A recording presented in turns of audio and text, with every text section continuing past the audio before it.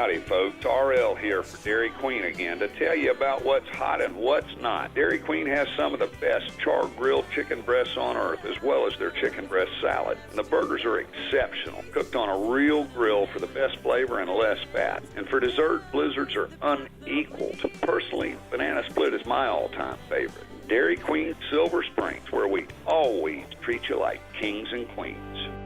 Dad's service to our country is something we're so proud of. He made a difference and set a great example. Now it's our turn to honor the sacrifices he made for our family and this country. As veteran specialists, Hires-Baxley Funeral Service helps us celebrate Dad's life and can help you too. Hires-Baxley is here for you during your time of need or when planning for the future. For more information, call 352-484-0891 or visit hiresbaxley.com/choice. Hi, I'm Jimmy Buffett.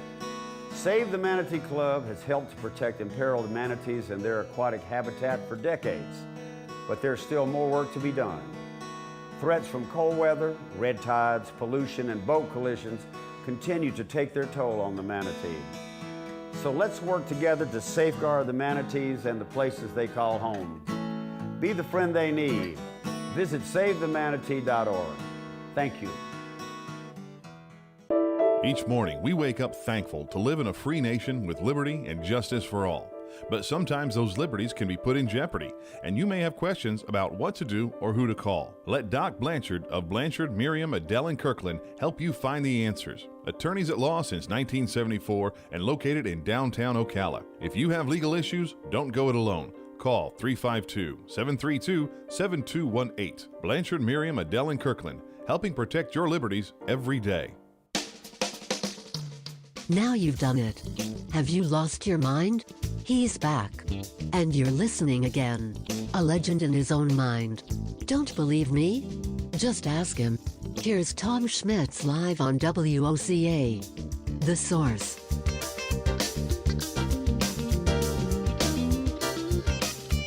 Welcome back. As we wrap up hour number 2. It is the last day of the month of January, January 31st. First month of the year is gone. February 1st is tomorrow. And that puts a strain in 2 weeks on relationships. How might you ask? Very simple. Valentine's Day is 2 weeks from today, 2 Mondays from today. It will be the 14th. Tomorrow is the 1st. 2 Mondays from today will be the 14th. And that's a problem. And the reason that's a problem is because Valentine's Day weekend is now the 12th and 13th. Now, some people will take their significant other out on a Monday night, but most will do it on Saturday or Sunday, probably Sunday to get closer to Valentine's Day. But now probably Saturday. Why? Super Bowl's on Sunday. Well, Tom, a lot of people, yeah, they still do. Even the people that, tell you they don't watch, they watch. People tell you, I don't watch football anymore since the kneeling incident. You still watch.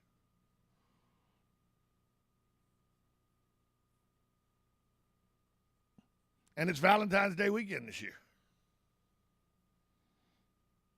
Now, I'm lucky.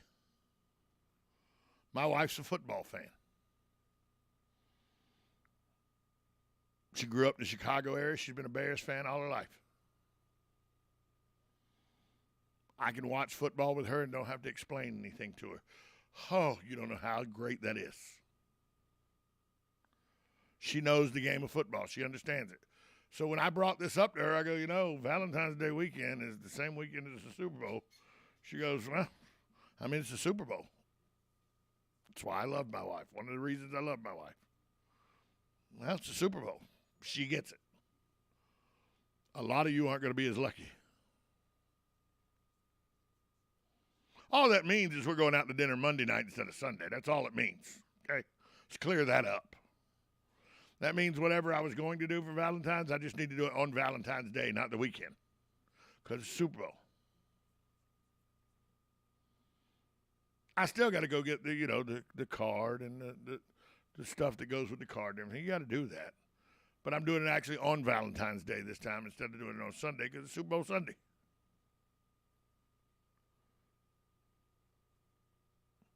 Poor planning on Valentine's Day part, by the way. Valentine's should have petitioned to move Valentine's to February 21st this year, the Monday following the Monday that follows the Super Bowl. But it didn't. Cupid wants to stay on February 14th. They moved Tax Day. Tax Day is now April 17th, not April 15th, because of the weekend. Valentine's Day could have petitioned to move. It just didn't. So it falls on the day after the Super Bowl. By the way, a day when a lot of people call in sick from work because of the Super Bowl. And then what happens if you're seen out that night with your significant other and your boss catches you? I thought you were sick. That leads a whole different set of circumstances. You didn't come into work today because you said you had the stomach flu, 24-hour virus. What are you doing out tonight? Drinking beers and champagne with your wife. It's Valentine's Day. Yeah, well, no, you didn't call, you called into work. You called into work today because the Super Bowl was yesterday and you were hungover. There are going to be people that get zapped like that.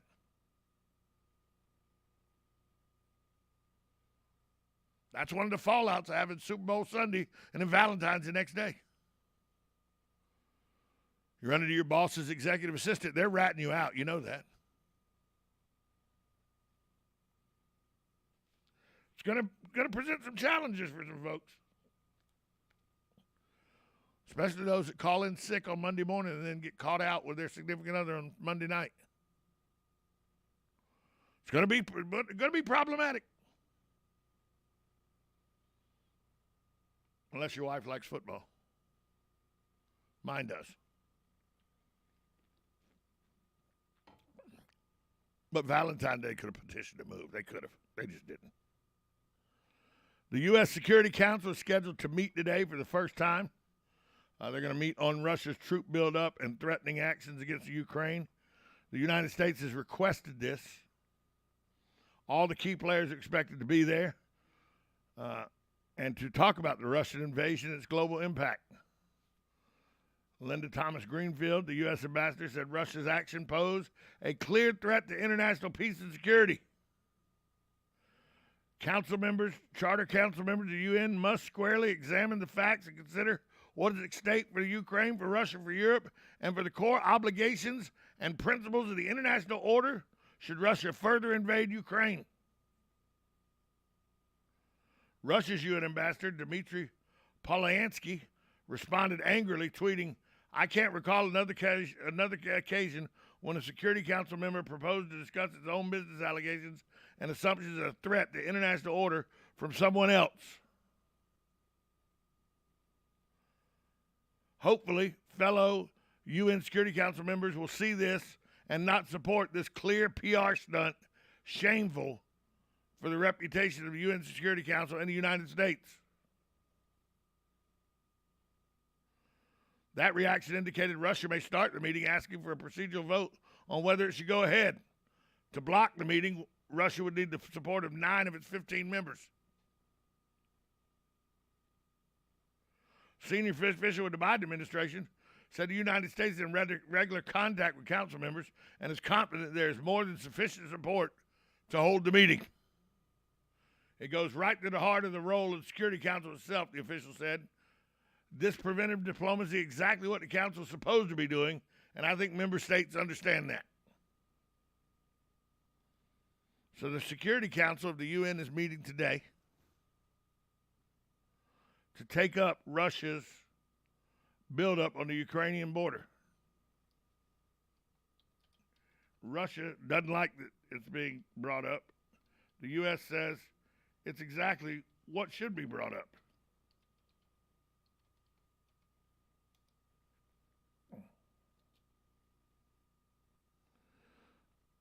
trying to figure out who's all on the Security Council. I know it's the U.S., Russia. I know it's U.S. Security Council member nation. Let me see who it is. Current members of the United Nations Security Council. Let's see who they are. Albania, Brazil. Like I can see, I need to put my glasses on. Albania, Brazil, permanent and non-permanent members. Albania, Brazil. Oh, no, okay. Let's see. That's not the right one.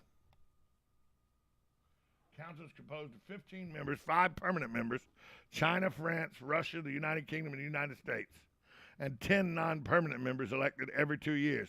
The non-permanent members right now are Albania, Brazil, Gabon, Guyana, India, Ireland, Kenya, Mexico, Norway, and the United Arab Emirates. Those are the non-permanent members that are voting along with the 5 permanent members, China, France, Russia, the United Nations, and the United States.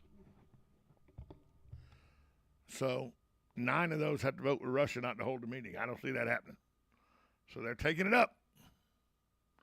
What we're taking up is hour number 3 of the show, coming up next, right here on 1370 AM, 96.3 FM, WOCA. The Source.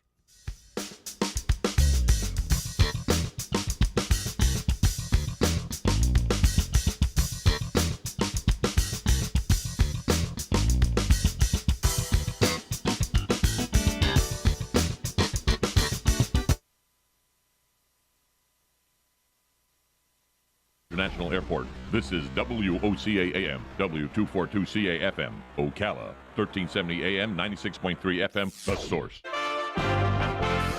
USA Radio News with Lance Pry. Congressional negotiators are in danger of missing the February 18th deadline for passing the annual appropriations for fiscal 2022. A shutdown is unlikely, but members of the Senate Appropriations Committee from both parties warn that if negotiations fail, it will increase the likelihood that President Biden will have to settle for a year-long stopgap funding measure to keep the government open. North Las Vegas police are investigating a 6-car crash with 9 people dead in North Las Vegas over the weekend. The driver of a Dodge Challenger was speeding and ran a red light, causing the collision involving 15 people. North Las Vegas Councilwoman Pamela Goins-Brown calls the crash senseless. On behalf of the mayor and this council, our thoughts and our prayers are with the families who are experiencing a tremendous and unnecessary loss due to a careless, senseless act. USA Radio News. If you're like most Americans, you're pretty much in disbelief with what's going on in the world. As we all know, global problems are having local consequences. Too many of them. And if the peanut butter really hits the fan, are you ready? Grocery store supply chains are only as strong as their weakest link. Don't wait for them to break. Now's the time to secure emergency food for everyone in your family. My Patriot Supply is America's largest preparedness company. Our specially packaged and delicious food stays fresh for up to 25 years in storage. It'll be there when you need it. Go to mypatriotsupply.com and pick up several emergency food kits. There are a dozen different sizes that average over 2,000 calories per day. Our food kits will ship quickly and discreetly to your door. Having food storage in your home beats government food lines hands down. Go to mypatriotsupply.com today and prepare for what's coming. mypatriotsupply.com. One of the best chicken breeds to raise on the homestead. That's coming up on This Land of Ours. Great news, Florida farmers. The Florida legislature has passed hemp legislation allowing hemp to be grown. The alternative crop of the future is coming soon to Florida. With more than 25,000 different uses, hemp is the less water, less fertilizer, cover crop you've been waiting for. I'm Agriculture Commissioner Nikki Fried. Learn the facts about growing hemp at freshfromflorida.com today. That's freshfromflorida.com. The 5th Annual Georgia Citrus Association Conference takes place on February 28th in Tifton. Hosted by the Georgia Citrus Association, the conference is the perfect place for growers to get the latest on crop insurance, food safety, regenerative farming, organic growing, nutrition, winter protection, and new citrus varieties. The Georgia Citrus Association is growing, and now is the time to become involved. Tickets are $50 if you pre-register and $60 at the door. Limited vendor space and sponsorships are available. Visit georgiacitrusassociation.org to register today. The Buckeye chicken is a fantastic heritage and dual-purpose breed, making them ideal for homesteaders seeking birds that will provide both eggs and meat. Buckeyes were bred in the late 19th century by a woman named Nettie Metcalf with the goal of creating a practical breed that produced well during the harsh Midwest winters. Because Buckeyes were bred to be a dual-purpose breed, they are not particularly small. A full-grown rooster weighs about 9 pounds, while hens will weigh approximately 6.5 pounds. Hens average about 200 eggs per year. Buckeyes have good meat production, and a full-grown bird will dress out very well. Buckeye hens are evenly tempered and docile birds with an occasional inclination to go broody. Roosters can be somewhat aggressive at times due to the game bird in their lineage. All Buckeyes have an affinity for foraging and do very well in free-range climates where they can forage. I'm Kathy Isom, Southeast AgNet. When it really counts, depend on the source for the latest weather updates, keeping you ahead of the storm. 96.3 FM, 1370 AM, The Source. We'll have plenty of sunshine today with a high of 66 to 68. Clear skies tonight, chilly with a low of 43 to 53.